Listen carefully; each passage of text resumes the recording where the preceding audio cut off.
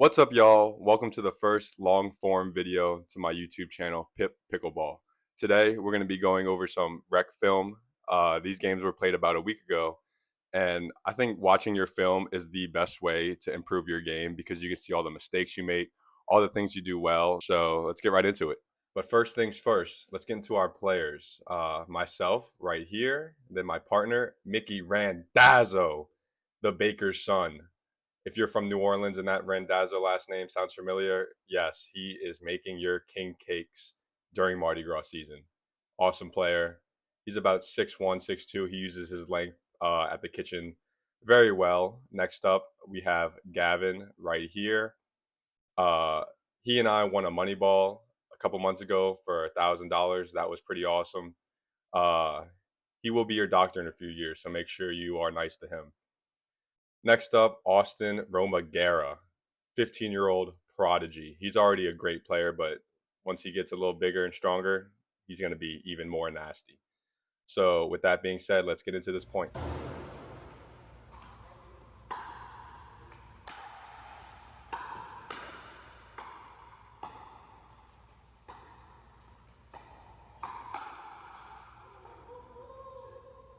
So this point right here is interesting because I hit a terrible shot right there that just gives Gavin a free ride to the kitchen. Then I hit a terribly high dink, and because I hit such a high dink, I know that Gavin's going to speed this ball up. And my job as the left side player here is to cover middle. So I just stick my paddle out, and then luckily it's a winner. But the anticipation is what allowed me to get back into that point and luckily win it.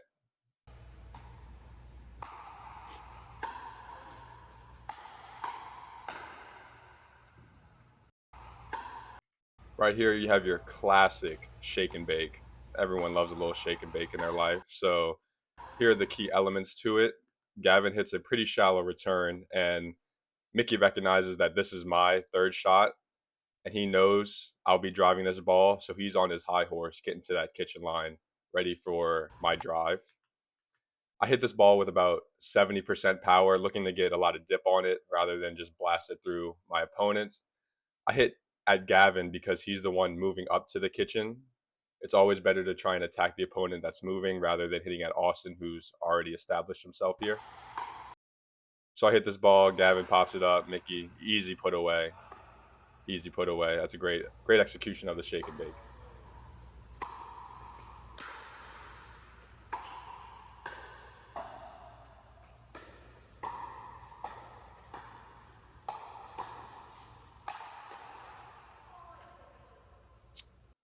See right here, a couple months ago, I would have probably hit some of these balls a million miles per hour and they would have gone into the back wall. But instead, I've been trying to incorporate a lot of off speed, higher percentage shots. So right here, instead of crushing this ball, I do a little inside out. I catch Gavin leaning to the middle. You can see Gavin, a lot of his weight is on this foot, which leads to a pop up right here. I get a backhand with a little more power, which leads to an easy overhead put away. So the big thing to learn from this point is that you don't always have to hit the ball super hard to set yourself up to have an advantage. Use a lot of directional stuff, and then it'll lead to the easy shot with all your power.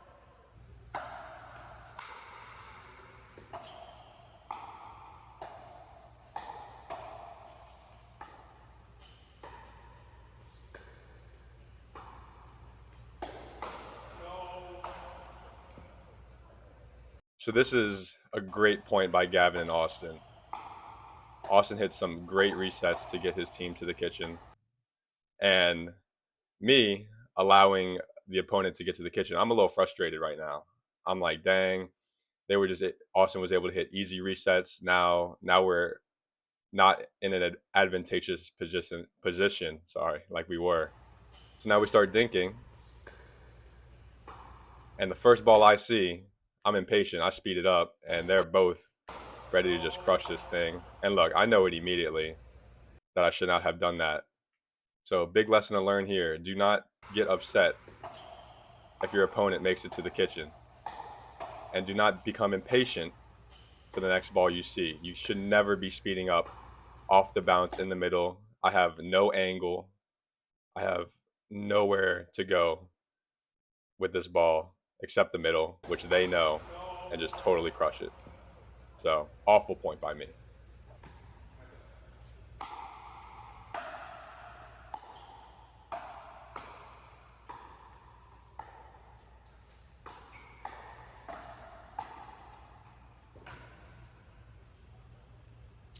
So, big shout out to my boy AJ. He doesn't know this, but he basically taught me this shot because we've been playing together a lot recently. And old me would have totally sped this ball up, tried to crush it, but instead I hit this volley from the midcourt that's more directional, which leads to Austin being completely caught off balance. And then I'm able to get a speed up that's pretty high. I think Gavin leaves it thinking it's going to be out, but it has enough topspin to dip and hit the back line. So, yeah, shout out to my boy AJ. He hits that shot all the time, and he influenced me to do that. So, thanks, AJ.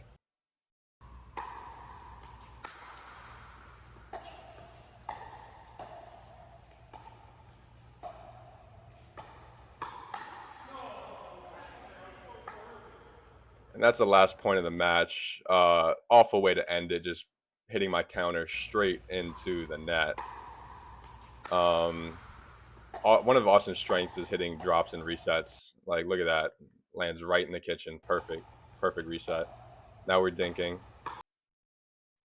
And I hit a dink that's a little too high. Gavin speeds it up. I'm ready to crush it middle.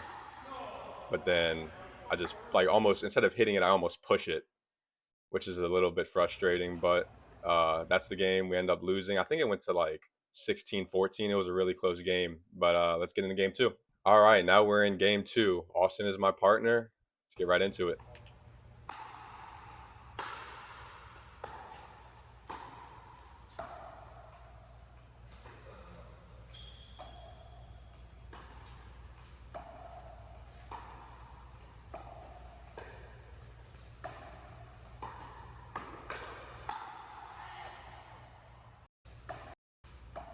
So Austin does an amazing job controlling this point. First, he hits a great drop right here that rolls over the net. Pretty lucky, but now we're at the kitchen dinking, and he's able to hit very aggressive dinks to where I'm pinching the middle very aggressively. I do not have to cover this line because I know there's no shot Gavin is going to be able to put a ball here that's a winner because of Austin's aggressive dinks. Like, look at this dink. It's so tight to the net. It's so aggressive. Gavin is off balance, so I do not really have to worry about covering right here. I can look for a high dink to speed up, which is eventually what happens right here. Gavin hits a high one, and I'm literally in the middle of the court. That's because I know Austin has control of the kitchen, and I just get a nice low poke. Mickey pops it up, easy put away. So even though I'm the one that won the point, shout out Austin for the assist.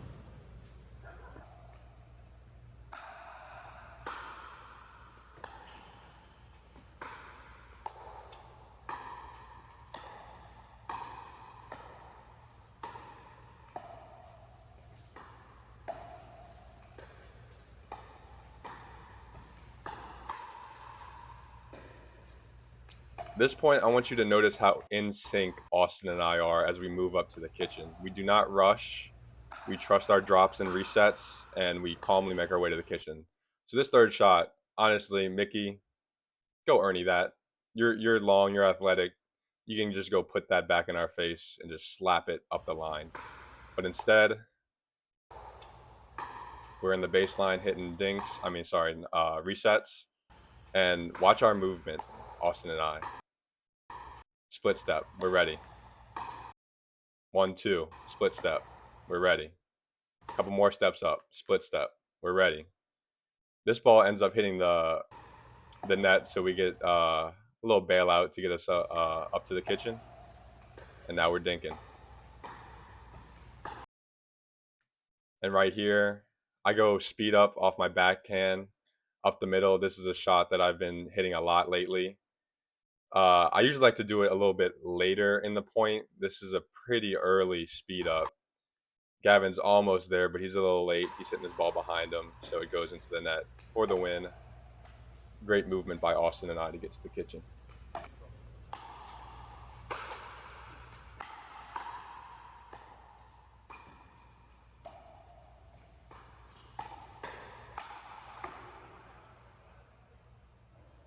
That's the last point of the match. Austin and I end up winning this one. Good third shot drive that leads to an easy fifth to get us up to the kitchen. Gavin leaves one high. I speed up middle. Mickey covers it, but it's too high. Easy put away. Let's go on to game 3. All right, now we got the big guns, Gavin and I. Austin always likes to make the joke when he beats us that we owe him $1,000 since we won that money ball a few months ago. Austin, that money's long gone and spent. Sorry, brother. Let's get into it.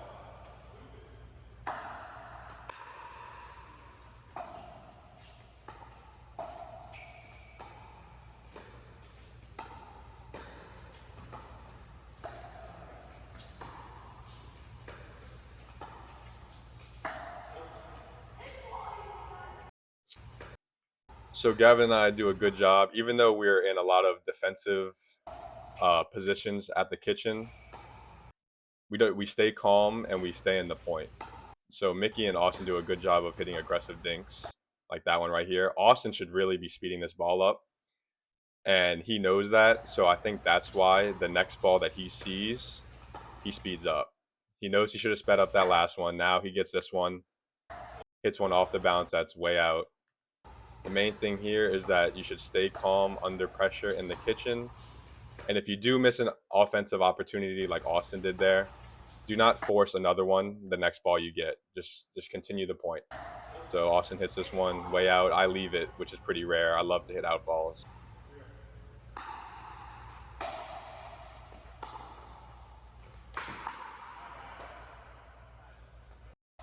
So right here, Austin hits a great return off my serve, leading to a third shot where I'm leaning far back.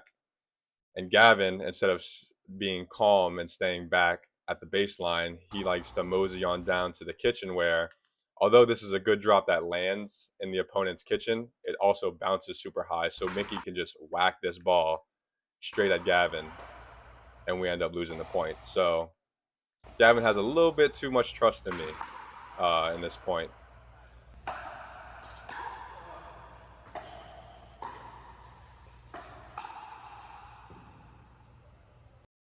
Right here, this point is a result of understanding Austin's tendencies. We play with each other and against each other a lot, so we pretty much know what the other is looking to do. Gavin hits a dead dink right here, and I know that Austin's loading up to speed this ball up. So knowing this, instead of just staying on the kitchen line, I decide to take a step back to buy myself time for my counter. You see right here, I'm about 1.5 feet off the line. Austin hits this shot to my right side, which is where I should be covering. Gavin is in ready position to cover the middle. Now I'm able to just crush this thing, and Austin knows he hit a bad shot. Yeah. You don't want to just stay stagnant at the kitchen line and get a counter or speed up blasted at you. Buy yourself some time, take a step back, and crush that counter.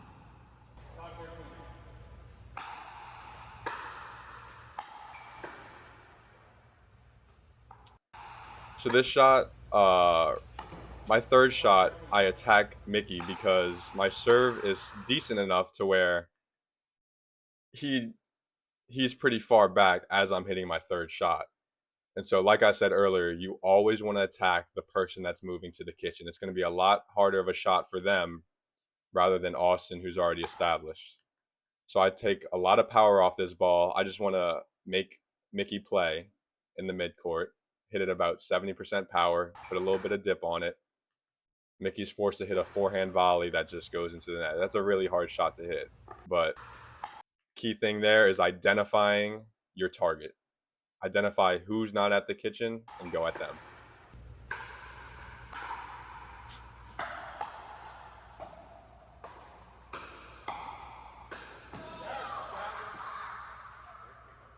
So Gavin uses some great anticipation here to hit this Ernie.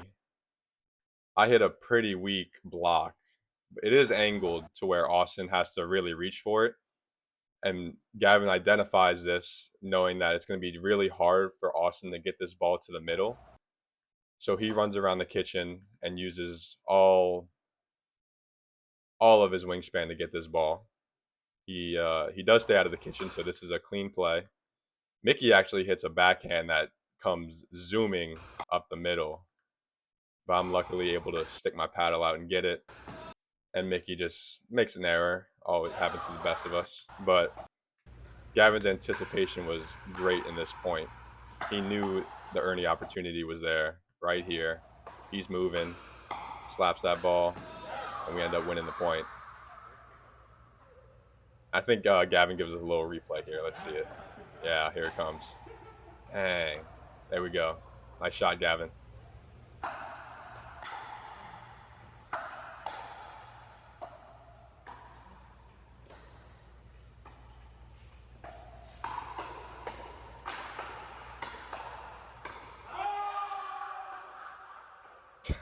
Oh my goodness. So that ball ends up skimming my paddle.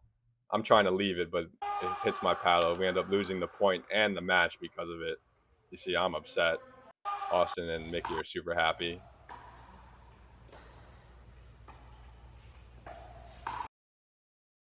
Gavin initiates this hands battle, and Mickey just crushes this ball at me. I stick my paddle down.